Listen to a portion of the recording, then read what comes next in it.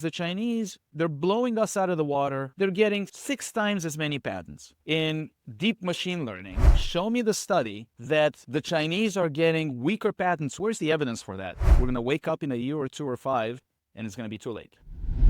Patents. What do they mean for emerging technology? And just how far could AI and DOGE push our current regime? To discuss, we have on today Andrei Iancu. Andrei has degrees in aerospace and mechanical engineering, worked at the legendary Hughes Aircraft Company before going to law school and getting into patent law. He served as the director of the U.S. Patent Office under the first Trump administration and is currently in private practice at Sullivan and Cromwell. Co-hosting today is ChinaTalk editor and 2L at Duke Law, Nicholas Welch.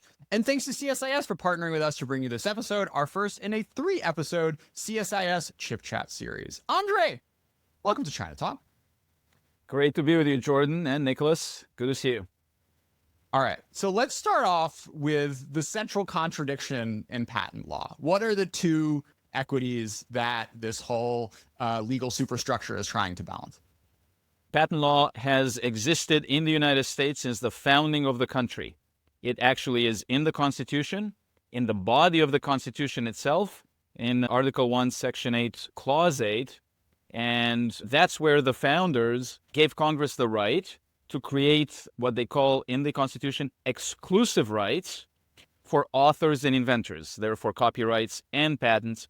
And by the way, Jordan, this is the only place in the entire Constitution where the word right is mentioned, other than the Bill of Rights. In the body of the Constitution itself, the word right appears only with respect to intellectual property rights. They thought it was that important. The first patent law of 1790 was the first act of Congress that was passed when the country was first founded. Since then, has been a central part of the United States economy. So what are the two rights that it balances? Patents, and in fact, all intellectual property rights, balance the private right of the individual creator versus the public right to access that creation. So therefore, on the one hand, it gives exclusive rights, that's what the Constitution says, to one's inventions on the technical side, or one's artistic creations on the copyright side, songs, drawings, etc. In exchange for that exclusivity, the creator gives it to the public, and the public has the right to use it, to look at it, to whatever. So that's what's called the quid pro quo.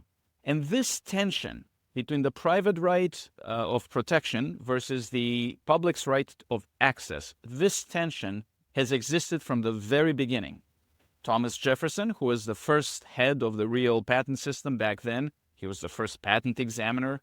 Beginning in 1790, he was reviewing patents at night at that time. He said, on the one hand, that patents are, quote, an embarrassment to the American economic system. Why? Because it was sort of a monopoly, and he hated monopolies.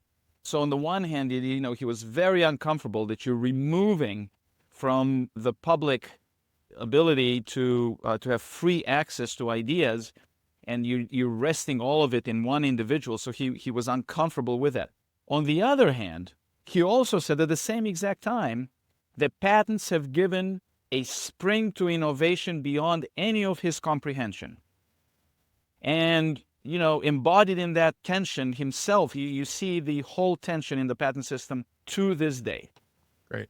So let's take that and maybe do another slice of like the balance of power between the executive, legislative, and judicial branch, maybe since you've been in the game. So over the past few decades, what in the 21st century have been the roles of the three branches of government in shaping how that balance between the right of the inventors and the right of the consumers ends up shaking out?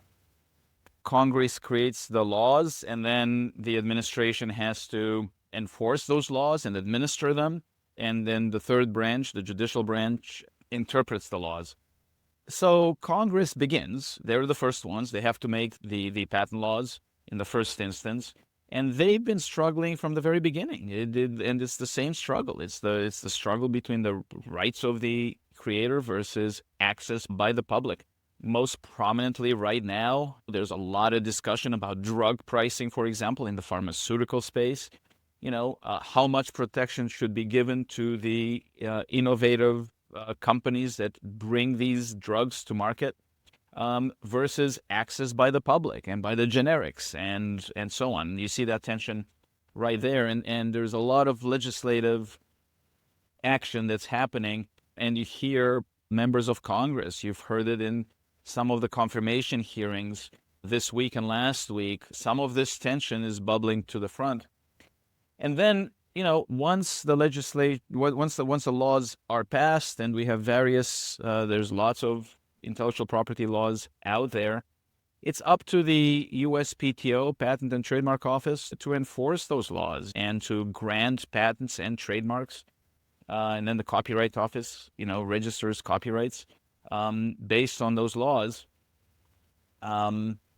The problem, though, Jordan, has been in our system that these issues are so complicated and the tension between the two poles that I've mentioned is so high that that Congress has left a lot of gaps. They have been incapable of legislating.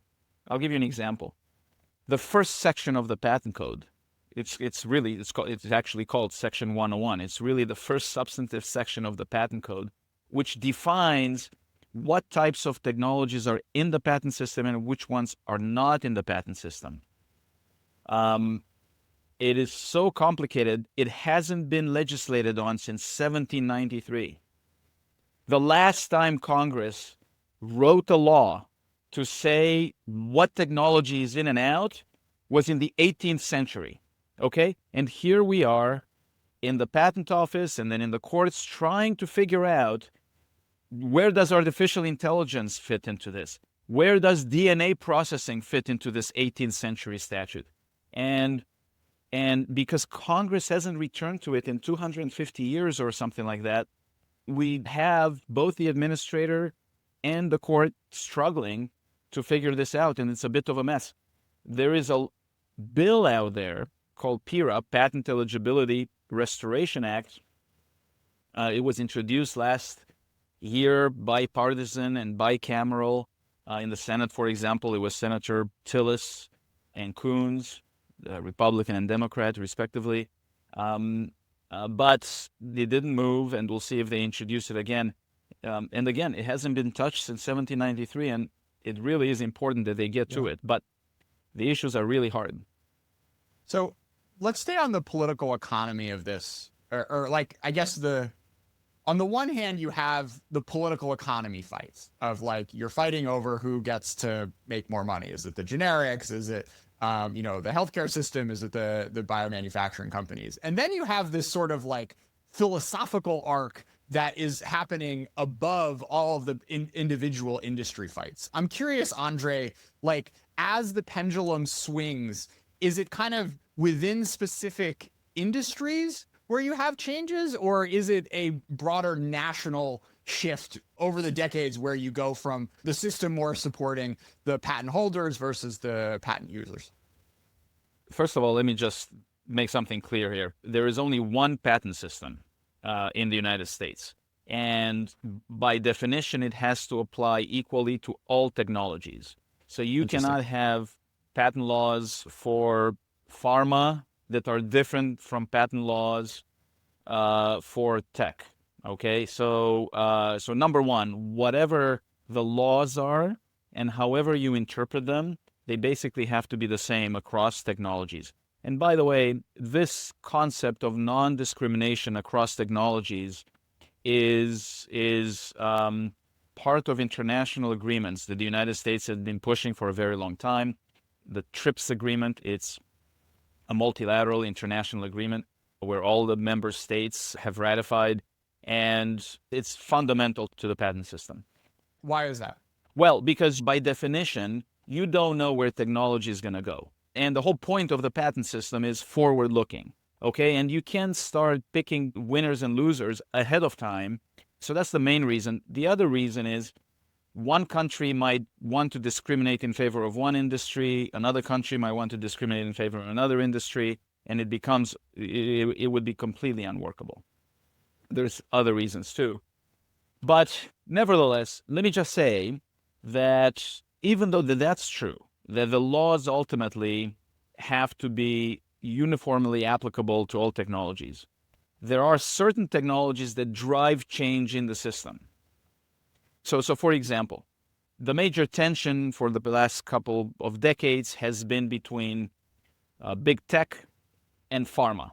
Okay, this is a complete overgeneralization, but by and large, you could say that the pharma industries, the life sciences industries, want and need stronger intellectual property rights for a variety of reasons, whereas big tech companies, by and large, again, I'm super generalization here, but they tend to want weaker intellectual property rights. And whoever prevails in that fight for their own, corporate interests will affect everybody. Okay, that's the interesting thing. Yeah. So it's not like tech can demand changes that only apply to tech, or pharma demand changes that only apply to pharma. But generally, this has been the tension between these big industries, and the pendulum has been swinging a little bit back and forth according to who has had more political power in the last few decades. Cool. Maybe we can stay on emerging tech for a moment. I'd be curious for your take on patent policy with regard to, for example, biotech. Let me know if this characterization is true, but I think your approach to patent law differed from your predecessor, Michel Lee, and your successor, Kathy Vidal, in a few ways. I think you might be described well as very supportive of patent rights, whereas Lee and Vidal, on the other hand, could have been concerned with patent quality. Like, Vidal made policies which caused invalidations of patents to rise from 59% in 2021 up to 71% in the first half of 2024. So I'm just curious, in your take on in the context of emerging tech specifically, do you feel like emerging tech, they have all the more reason to demand patents to protect this emerging technology? Or do we have all the more reason to be extra cautious about issuing patents to technologies we don't quite understand yet? Yeah. So first of all, let me challenge the premise a little bit. It is true that invalidations in post-grant proceedings at the patent office have risen in the last administration with my successor, and I don't doubt the numbers you cited, but that does not mean that that's a mark of increased quality. Those two are completely separate things. I very much am in favor, and I always spoke about the importance of issuing and maintaining correct rights. But that goes both ways, okay? Just because you're invalidating a patent doesn't mean you're increasing the quality of the patent system. The office could be wrong in invalidating that patent, okay? And that is a mark of lowering the quality of the system as a whole. And in fact, we recently published a report from the Sunwater Institute that shows that the patent office errs more, significantly more, in the direction of incorrectly not granting patent rights than incorrectly granting the patent rights. So while the incorrect grant of patent rights is, a few percentage points in the single digits, the incorrectly denying patent rights is in the double digits, according to the recent Sunwater Institute, and I commend you to that study to take a look. And the question then becomes, which one is worse for the economy? Okay, you want both, you don't want errors either way, okay, obviously. But if you're going to err on the side of of one or the other, which one are you going to err on the side of? And in any event, right now, the point is that the office is erring too much on the side of incorrectly withholding patent rights or incorrectly removing patent rights once they have been issued.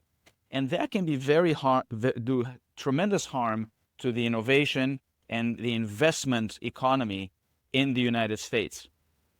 To address the rest of your question, which is related, in a free market economy like we have here in the United States, there are very few incentives that do enable investment in risky new technologies. Okay? So by definition, innovation is risky. By definition, it's new. You don't know if it's going to work or not. And in fact, I don't know what the exact numbers are, but probably 8 out of 10 or so new inventions fail for one reason or another. And some of these inventions are really expensive to bring to market. Drugs are a very good example. It costs on average about $2.5 billion to bring a particular drug, new drug, to market. By the time you do the basic science research, all the human studies, the FDA approvals, the marketing, and so on, super expensive. And a lot of those ultimately fail. Now, in addition to all that, if they succeed, a lot of these innovations are easily replicable. Okay? So a drug, again, is very easy to replicate. You can just reverse engineer the chemical formula, usually, and there you have it. So because of that, it's risky. It costs a lot of money to bring it to fruition. And if you succeed, in the few percentage points that you do succeed, it's easily replicable. So therefore, what incentivizes the investment community and the innovation community to invest time and resources in these risky new technologies, as opposed to investing in something else, like the old stuff, the tried and true stuff, or opening another restaurant or something else like that? What incentivizes these super risky investments? And in a free market economy, there's not much. And without the protection of a strong patent system or strong intellectual property system at large, we risk losing the investment and innovation engine in the United States. And this is a big problem. And if we have new technologies, and we always do, but now, for example, we're talking about artificial intelligence and biotechnology and quantum computing, things that are long-term, very risky, very expensive to bring to fruition. If we don't maximize our innovative output and investment input into that innovation economy, we're going to be left behind because we are in a humongous technological race with China and others. You mentioned in the context of drugs, they're very easy to reverse engineer. You can just take the pill and do some process to it. Semiconductors, on the other hand, are super hard to reverse engineer. When I read through Chris Miller's chip war book, it sounds like the reason the Soviets couldn't keep up with our chips is they get a chip and it would take them forever to take it apart and figure out how they made it. And once they figured out how it was made, they didn't have the right tools to make it themselves. And by the time they got that, we're already on to the next generation of chips. So chips are much harder to reverse engineer. Curious for your thoughts about how the patent system is valuable or not to the semiconductor industry, especially because those products are just so complicated to manufacture. Yeah, they're very complicated to manufacture. They are more difficult to reverse engineer for sure, for the reasons you've mentioned. However, it's really expensive to get them going. I mean, look what's happening right now. It's, where the United States has the Chips and Science Act, and we're trying to get companies to invest to create new plants in the United States. It's really hard to get this off the ground. It takes decades to bring one of these plants to fruition, tens of billions of dollars. So it's super expensive. So it's one of these things where, yes, it's more difficult to reverse engineer on the back end. It's not impossible, by the way, but it's more difficult. The investment risk is so high, right? So if, in my strong opinion, I was a supporter of the Chips and Science Act, okay? Because I think the United States needs to do more and a lot more to create these new technologies and stay competitive. However, there was no intellectual property provision really in the Chips and Science Act. It was barely mentioned, okay? Patents were barely mentioned. And if you do not combine this financial investment that Chips and Science authorizes, if you don't combine that with a strong intellectual property system, it's just not going to happen. In the end, the private sector investment will not come along at scale. Some of it will, for sure, But at scale, it won't come along and to co-invest with the public funds. And you cannot do it with public funds only. And so far, it hasn't, unfortunately. What I'm saying is turning out to be correct. We are investing in the Chips and Science Act, but it's kind of like putting money through a sieve because, it's not going to take unless you have a robust intellectual property system, you strengthen the system, and you can give guarantees to the investors that if they co-invest with the United States, together with the public funds, and they invest at scale, and we create these plans, we will not lose the IP to China or somebody else, and we'll be able to enforce it if necessary. I'd be curious for your take on the amount of discretion that the executive branch and the U.S. Patent Office has in particular on, setting where that dial is. Like, how far, without new legislation or some new Supreme Court ruling, could an administration potentially push it in one direction or the other? So the PTO director, the administration, has some discretion to move that dial, but not complete discretion. It's, the administrator is always bound by the legislation on the one hand, and then by the courts interpreting that legislation on the other hand. But within those parameters, what the law is and how the courts have interpreted it, then there's always flexibility, and the PTO director can dial those things up.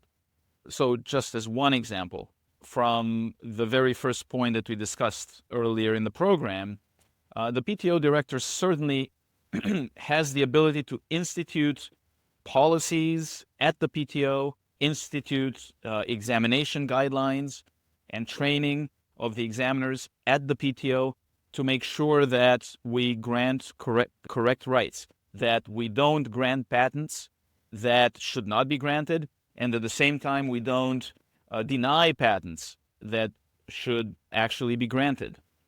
On the back end, when you review already issued patents, the PTO director has discretion to dial how many or what types of reviews and patents we will take on, and exactly what the review criteria will be, again, within the bounds of the legislation and as it's been interpreted by the courts. But just like Nicholas identified the statistics earlier on, you can see from administration to administration, the last administration, for example, canceled proportionately more patents than my administration did in the first Trump administration. So there's definitely that bandwidth. And by the way, the less Congress legislates, unfortunately, the more discretion there is for the director. And I'm not saying that that's a good thing. I don't think it is. The patents and IP in general, they are long-term assets. Companies need to make investments in these assets for the long run, and not knowing how some of these rules are to be interpreted is not good for the economy. I'll give you just one example. There's a bill out there called Prevail, the Prevail Act. It's a statute that tightens the laws surrounding post-grant reviews, IPRs, PGRs, and we can talk about those if you'd like. But those are proceedings where the office reviews where the patent should be left in force or canceled. And there's this bill out there that tightens the laws surrounding those proceedings. And I'm a big supporter of that bill because it removes some discretion from the patent office, but it sets in law what those guidelines should be in many ways, and the public will have a higher level of predictability surrounding the IP they have to deal with. And to me, that would be a significant improvement. But we don't have that right now, so the director has significant discretion on those proceedings. Yeah. Well, if we don't have predictability, maybe we can get some predictions from you about the next few years coming up. Just because there are so many policy wins that blow toward the USPTO office. Trump, for example, he's nominated David Sachs as the brand new position, AI and crypto czar. Sachs is presumably a regulate AI less kind of person. And also Trump's pick for assistant AG for antitrust, Gail Slater.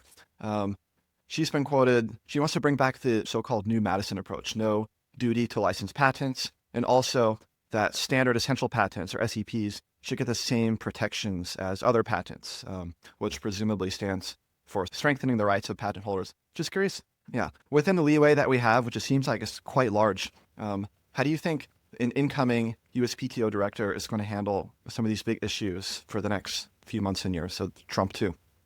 Well, first of all, let me quote one of my favorite Yogi Berra quotes. Predictions are difficult, especially about the future.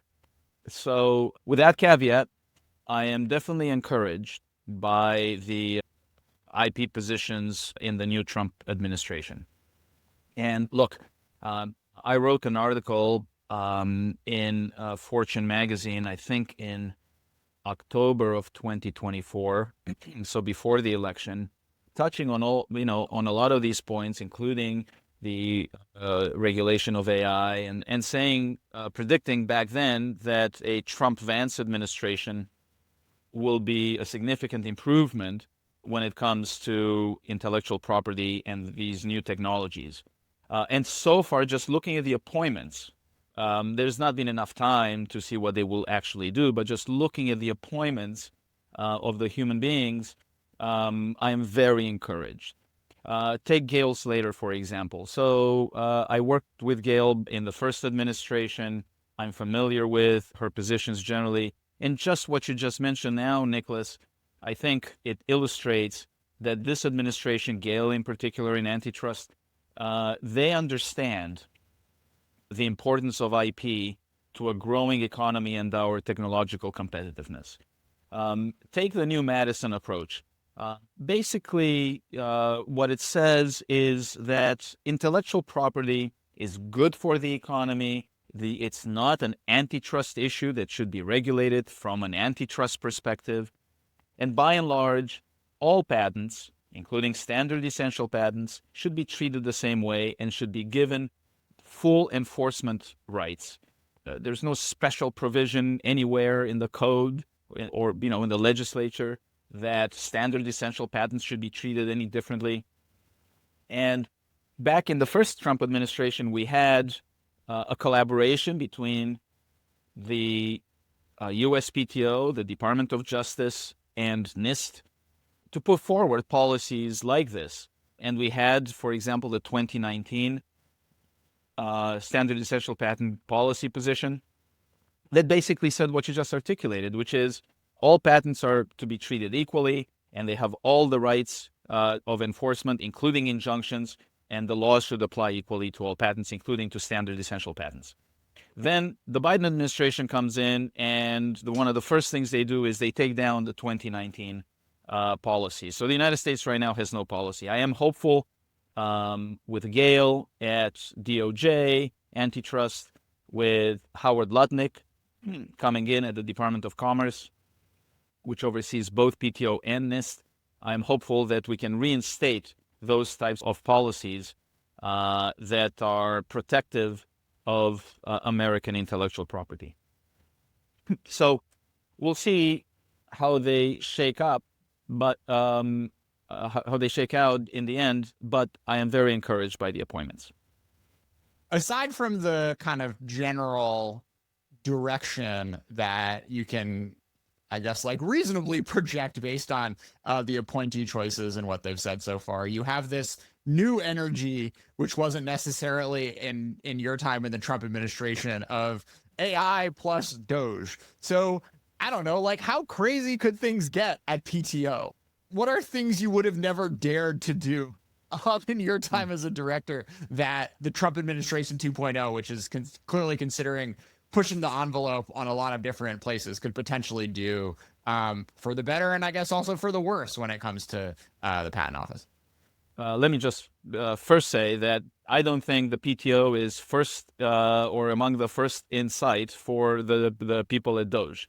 Okay, they have, I think, other fish to fry before they get to the PTO. Having said that, look, I think it's really important to understand that the PTO is unlike almost all other government agencies. First of all, the PTO is not quite a regulatory agency that regulates the public or taxes the public or anything else.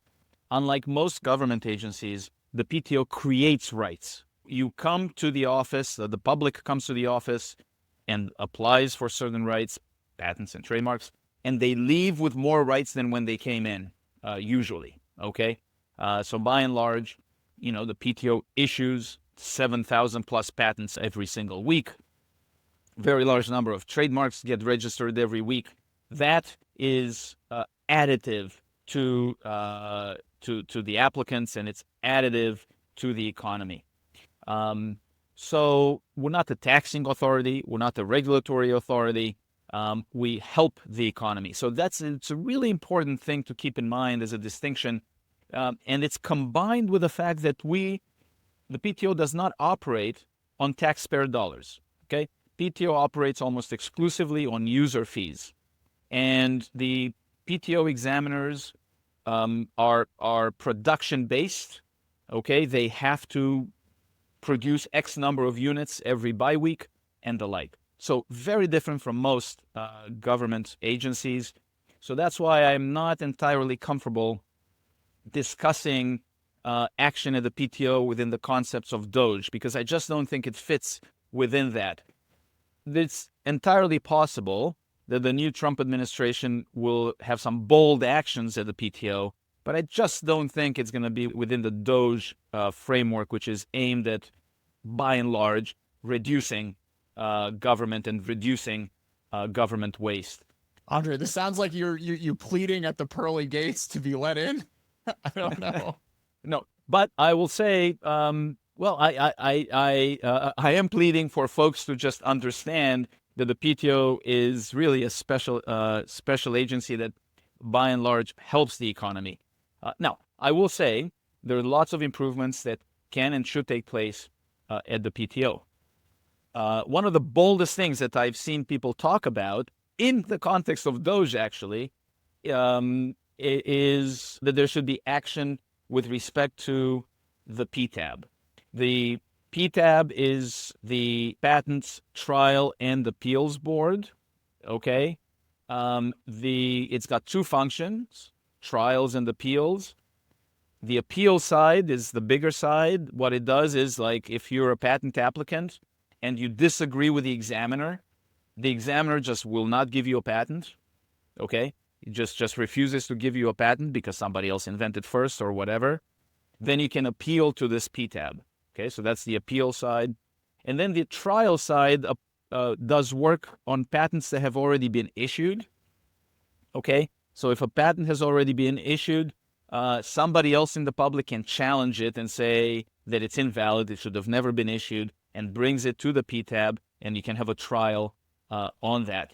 The trial side of the PTAB has been very controversial over the last decade. It was created in 2012 by the America Invents Act, signed by President Obama, and it's been really controversial from the moment it began, because by and large, it has the administration, not the independent courts. It has the administration remove a granted right, okay? And that makes people uncomfortable for many different reasons, including the fact that 85% of the patents in these IPR post-grant examinations at the PTAB, some 85% are already involved in a similar proceeding in the court. So there is now effectively two proceedings at the same time on the same sort of issues between the same parties. One in the Article 3 independent courts, and the other one at the administration at the PTAB. So I have heard folks say that, hey, DOGE, why don't you take a look at the PTAB? It's redundant, government waste, you should eliminate the PTAB. Now, I haven't seen any serious look at that by DOGE. As I said, I think they're very busy with other things, but if you're asking me, like, one of the wildest things that could happen, I could see that happening at the PTAB. But, I still think it's far-fetched. Yeah. Yeah. Question for you. Another way the USPTO is unique. I feel like the USPTO director is in the executive branch, but operates kind of like a quasi-judge. They can review decisions that have been executed by the PTAB judges who are actual judges. But yeah, in 2021, there was this interesting U.S. Supreme Court case, U.S. v. Arthrex. It was an appointments clause case. People should do a lot of appointments clause homework because that's what tanked the Trump Florida documents case. But it says that PTAB judges are principal officers, which means if you're a principal officer, instead of an inferior officer, you need to be Senate confirmed, and they weren't. But as a sufficient remedy to this problem, we can just let the USPTO director review any decision that PTAB judges make because the director is a Senate confirmed officer like you were when you served. So I guess my question here, how much leeway or authority does that actually give the director? We now have this director review process where any decision the PTAB makes can go up to the top, to the director. But like we were saying earlier, the USPTO office is going to be feeling a lot of policy wins from whoever happens to be in the White House. Like, what are the odds that, I don't know, some Chinese company sues a U.S. company in U.S. courts and it goes to the PTAB, and then Trump gets on a phone call with Xi Jinping and says, gee, like, nice company you have there. It would be a shame if Secretary Lutnick told the patent director to, not review this or something. Like, it seems like the USPTO director is kind of a judge with political valence. Am I understanding the org chart right here? And what are the implications of Arthrex going forward? You're understanding the org chart well, and it's a very, very perceptive and good question, Nicholas. Just to back up for a second to set the stage, the PTAB does have judges. You say they're not real judges, but they are judges. They're not what we call Article 3 judges from the Constitution, but they are administrative judges, right? So the administration has judges in various areas of the administration, right? The Social Security administration has judges to resolve disputes with your Social Security checks. The IRS has its own judges to resolve tax disputes you might have with the government and so on. So we have these patent administrative judges. We have trademark administrative judges as well, by the way, in the trademark office. But they're not independent Article 3 judges. And the whole point of the Constitution having 3 independent and co-equal branches is to create a judicial branch that is independent from politics. Yes, the judges are appointed by the president, confirmed by the Senate once, but that's it. They're lifetime appointments. And the founders found that to be really important to create independence of the judiciary, to be independent of the political winds. Okay? And that has worked really well for the United States for the past 200 some years, and especially in disputes between private parties over private issues. Okay? You want to have this independent judiciary that deals with that so that they're not impacted by the politics. However, the statute, as I said, the America Invents Act, created this new proceeding at the Patent Office, the Inter-Parties Review Proceeding, IPR, where you can have private parties fight amongst themselves over private property, a patent, in the administration. And what the Supreme Court said in the Arthrex case is that because it's in the administrative branch, the buck has to stop with the political appointees. In the administrative branch, it's politically controlled, and it has to be controlled by the people voting in the president and therefore the president's appointees. The Supreme Court said that that's what the Constitution demands. You cannot have unaccountable career officials that issue final decisions from the administration that are not controlled by the politically appointed individuals. Why? Because if that were the case, the public has no control then over the actions of the administration. And the people need to vote in or out based on the acts the administration takes. And if you don't have political accountability, you're missing out on the vote of the public. So the Supreme Court said in Arthrex that the final decisions from the PTAB have to be affected or at least available for review by the politically appointed director. Okay? So then what's happened? So that was in the summer of 2021, and it was at the beginning of the Biden administration when the Supreme Court decision came out. And then the PTO director in the Biden administration basically said, okay, well, that's what the Supreme Court says. So therefore, I, the director, will take upon myself as a human being to review these decisions if I am asked to do that. Okay, so your question was, what do I think about that? Well, to be honest, I think it's very uncomfortable. I think it's very uncomfortable to have a political appointee that comes and goes. The average stay of a PTO director is a couple of years. So the political appointee that comes and goes and is subject to political pressure to call balls and strikes out in private disputes between private parties. This is not a dispute between the taxpayer and the IRS, for example. This is a dispute usually between two corporations fighting over this particular property right, a patent. And as I said, I think for me anyway, it's uncomfortable to have the political appointee making those decisions. And I don't think it's good for the public in the long run because, it's unpredictable. You don't know who the next appointee is going to be. And patents are long-term assets. But I understand the Supreme Court point here about the Constitution. Since this is an administrative action, you have to have political accountability. So I got to tell you, I think it's really hard to fit this square peg in the round hole, right? You're basically trying to fit, a judicial action. Again, resolving private disputes between private parties over private property, resolving that judicial dispute, but in a politically controlled administrative agency. And it's very difficult to resolve. And in the end, at bottom, this is why this IPR system has been controversial since its institution in 2012. This is in the end why. People are just by and large uncomfortable with a political agency resolving these disputes. And that, at bottom, in my view, should be left to the independent Article 3 courts that the founders created in 1776. But for now, we have the statute, it has to be administered, and we have the Supreme Court court decision. I would personally implement that differently.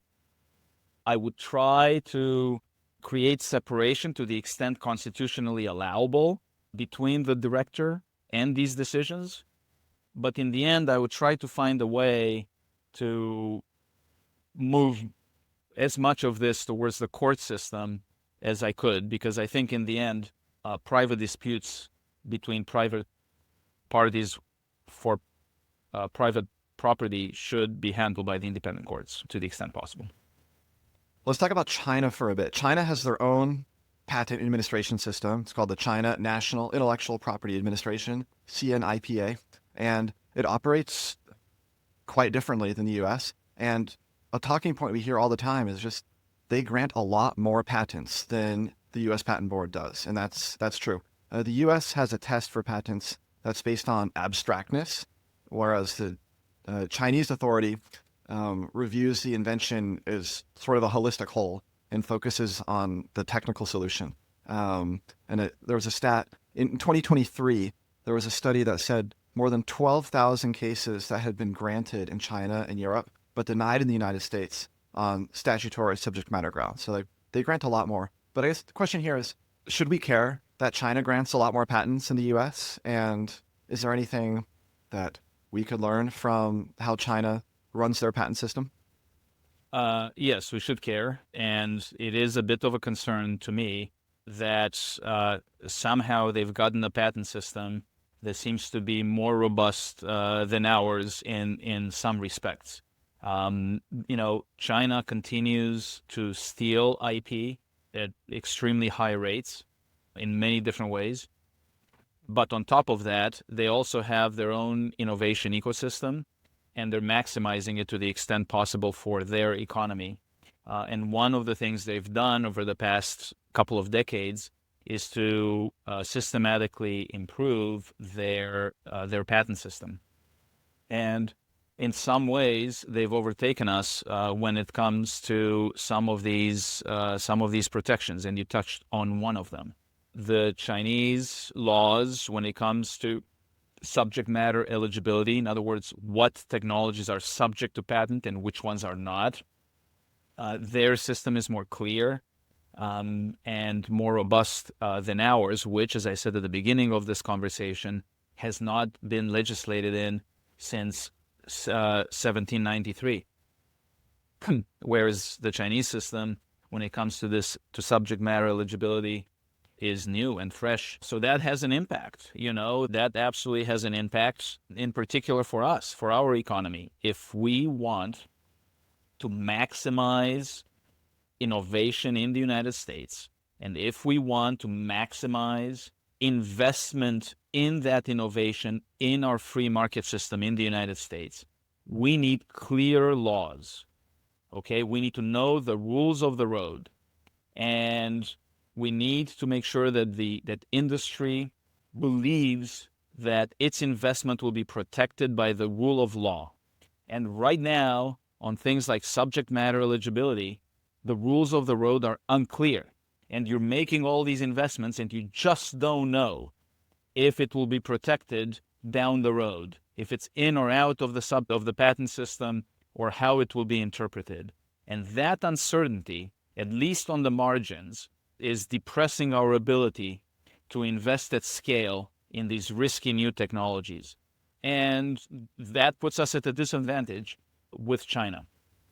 If you look at the number of patents the Chinese companies have versus the United States, and if you graph it out, it should be frightening to anyone in the United States that cares about these issues.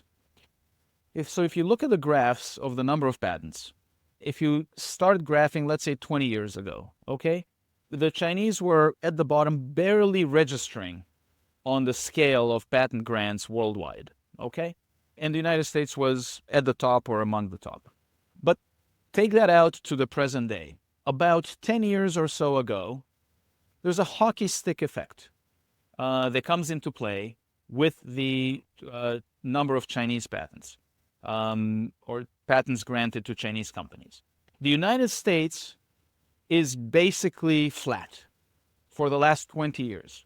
By and large, the numbers of patents to U.S. companies growing pretty much 2, 3, 4%, in line with GDP growth. Okay?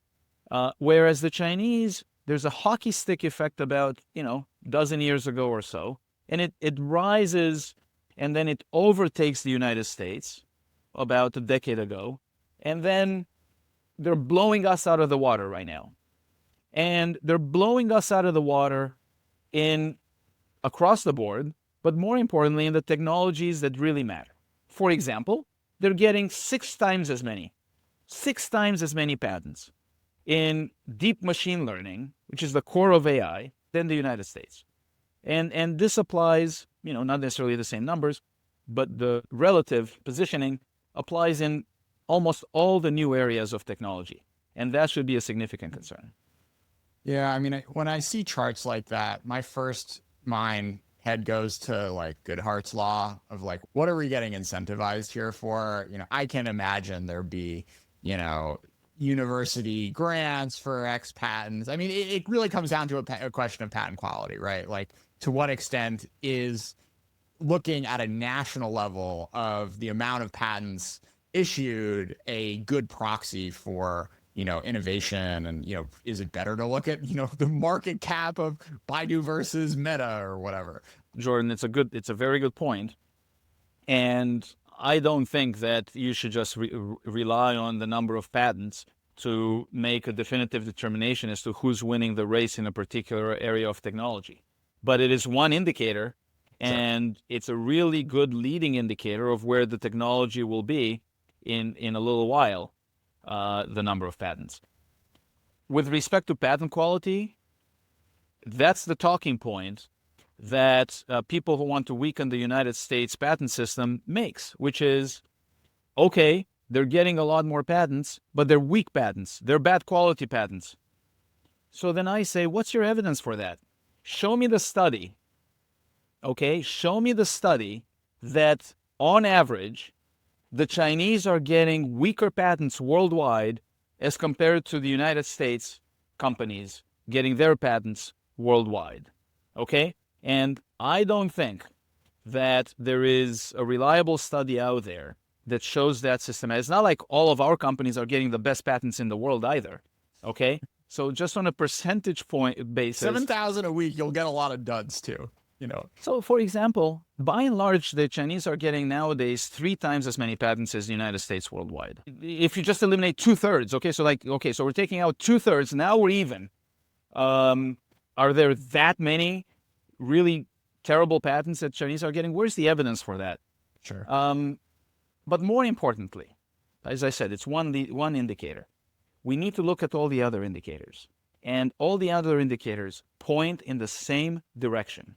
Okay, with no exception. For example, Chinese scientists and engineers are authors on more peer-reviewed scientific and technical journal articles than American authors. The Chinese are graduating many more scientists and engineers every year than the United States. Not close, many more. The Chinese are beginning to take leadership roles in standard setting committees at extremely high rates. Every measure you're looking at points in the same direction.